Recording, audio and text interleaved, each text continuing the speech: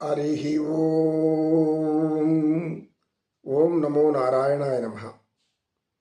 గరుడ గమన రామమ్ము కరుణ ఏలిపోరా, పక్షి వాహన పరమ పురుష పరాత్మరాదయుంది కరుణ నేలిపోరా. గరుడ గమన రామమ్ము కరుణ ఏలిపోరా. ఓం నమో నారాయణాయ అని ఒక భక్తుడు అక్కడ ఒక గానం వినిపించాడు. చాలా మధురంగా ఉంది. వెంటనే అక్కడ కూర్చున్నటువంటి స్త్రీలలో ఒక ఆమె పైకి లేచింది. అయ్యా, మాకు ఒక సందేహం ఉంది. ఇప్పుడు ఏమంటే, మన హిందూ ధర్మం ధర్మం ధర్మం అని చెప్తున్నారు. ఈ ధర్మంలో స్త్రీ పురుషులు ఇద్దరు సమానమేనా? అవునమ్మా, స్త్రీ ఎంత గౌరవించబడుతుందో పురుషుడు అంతే గౌరవించబడతాడు. స్త్రీకి ఉన్నతమైన విలువలు స్త్రీకి ఉంటాయి, పురుషులకు ఉన్నతమైన విలువలు పురుషులకు కూడా ఉండాలి. ఇది ఇద్దరికి సమాన ధర్మమే. అందుకే కదా పరమేశ్వరుడు ఆ సగం శరీరం ఇచ్చేశాడు, శ్రీ మహావిష్ణు వక్షస్థలం పెట్టుకున్నాడు, బ్రహ్మదేవుడు ఒళ్ళో కూర్చోబెట్టుకున్నాడు. ఇంకేం కావాలి మీకు? అలా కాదు. ఇప్పుడు మీరు ప్రార్థన చేసే వాళ్ళందరూ కూడా గరుడ గమన రారా అంటారు, నంది వాహన రారా అంటారు. ఇలా ఎంతసేపు ఎలిక వాహన రారని వినాయకుడు ఆహ్వానిస్తారు, నెమలి వాహన రాజస్వామిని.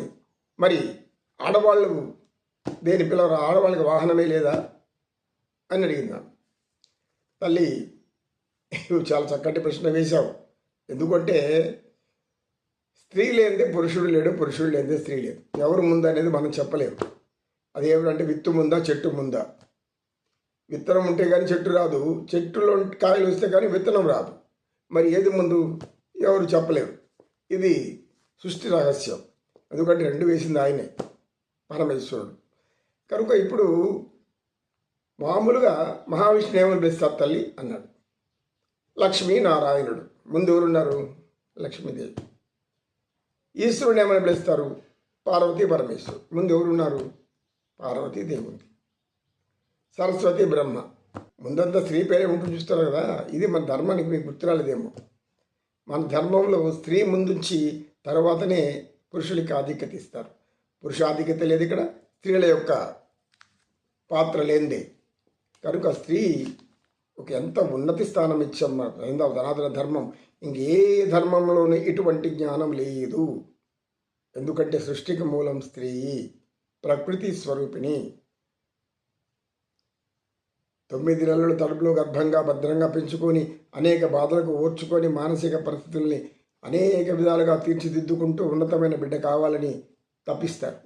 అలాంటి తపన మీలో ఉంది. స్త్రీలు లేనటువంటి ఇదే లేదు. ఇప్పుడు పురుషులు సంపాదిస్తున్నారు. ప్రస్తుతం తీసుకుందాం, వర్తమానానికి వస్తాం. పురుషులు బాగా ధనం సంపాదిస్తుంటారు. వాళ్ళ స్థాయిలో వాళ్ళు సంపాదిస్తూనే ఉంటారు, కూలివాడు మొదలుకొని కోటీశ్వరుడు వరకు కూడా.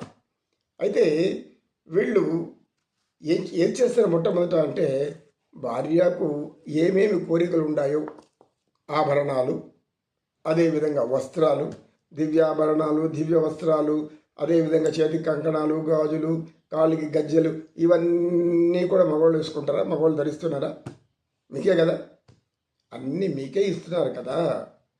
ఇన్ని చేసి పెడుతుంటే కూడా మళ్ళీ మీరు మాకు వివక్షత అంటారు. ఎందుకమ్మా? ఎక్కడ వివక్షత ఉంది? తల్లి స్థానం నీకే ఇచ్చారు కదా. తల్లి గర్భం నుండి తానేమి తేలేదు, పోవునప్పుడు వెంట పెట్టుక పోవునది లేదు. లక్షాధికారైన లవణమన్నవి గారము మింగబోడు, లక్షాధికారమే కానీ మెరుగు బంగారము మింగబోడు. కనుక మగవాడు ఏమీ అనుభవించేది ఏం లేదు. అయితే కొందరు వ్యసన పరులు ఏదో వ్యసనాలు ఉంటాయి, అవి మనం చెప్పుకోకూడదు, వాళ్ళు వదిలేస్తాం. కానీ ధర్మాన్ని ఆచరించే పురుషులు కూడా స్త్రీలకు అన్ని ఉన్నతంగా తీర్చిదిద్ది సర్వ అలంకారాలు చేసి చూసి ఆనందిస్తారు. కూతురుందనుకోండి, కూతురికి అన్నీ అలంకరిస్తారు. అదే మగబిడ్డ ఉంటాడు, మగబిడ్డకి ఏం అలంకరించడానికి ఏమీ లేదు. వాడికి ఒక చొక్కాయి, ప్యాంటు, అంతకంటే ఇంకేమీ లేదు, లేదా ఈ పంచ. స్త్రీలకు అలా కాదు కదా. రకరకాల వయసులో రకరకాల దుస్తులు వేసి ఆనందించడం మగవారి యొక్క ఆనందం. అంటే స్త్రీకి అంత అద్భుతమైనటువంటి ఆదరణ ఉంది. అయితే స్త్రీలు కూడా దాన్ని నిలుపుకోవడానికి తమ ధర్మాన్ని తాము ఆచరించాలి. ఈ ధర్మాన్ని ఆచరించినప్పుడే స్త్రీ యొక్క విలువ పెరిగిపోతూ ఉంటుంది. ఎవరో కొందరు ఆచరించలేని వాళ్ళని చూసి హిందూ ధర్మం అంతా ఇలాగే ఉందనుకోవడం తప్పు. ఇది చాలా తప్పు. ఎవరో కొందరు దుస్తులు మార్చినట్టుగా మార్చుకుంటూ పోతూ ఉంటారు. ఎవరెవరినో, ఎవరైనా కావచ్చు, స్త్రీ అయినా కావచ్చు, పురుషులైనా కావచ్చు. అది ఎందుకు అంటే కలుషితం అయిపోయింది, నాగరికత కలుషితం అయిపోయింది కాబట్టి ఇవి జరుగుతూ ఉన్నాయి. కనుక తల్లి, నీకు ఎలాంటి భేదభావన వద్దు. సీత, సావిత్రి వీళ్ళందరూ కూడా ముందు సీతారాములు అంటారు, రుక్మిణి కృష్ణులు అంటారు, రాధాకృష్ణులు. 8 మంది భార్యల గురించి తెలుసుకున్నాం. కానీ ఆయనకి అత్యంత ప్రియమైనటువంటి ప్రేమికురాలు ఎవరు అంటే రాధాకృష్ణులు.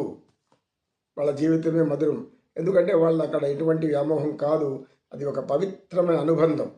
తరతరాలి ఏమైనా ఉంటే తప్పులు చెప్పుంటే క్షమించండమ్మా అని వినేశ్వరుడు చెప్పగానే ఆమె కూర్చుంది. ప్రశాంతంగా మారిపోయింది, ఆలోచనలో పడిపోయింది. మనం కూడా కాసంత విశ్రాంతి తీసుకుందాం. ఓం సర్వే జనా సుఖినో భవంతు, సమస్త సన్మంగళాని సంతు. ఓం శాంతి శాంతి శాంతి. ఏతత్ సర్వం శ్రీకృష్ణార్పణమస్తు. ఓం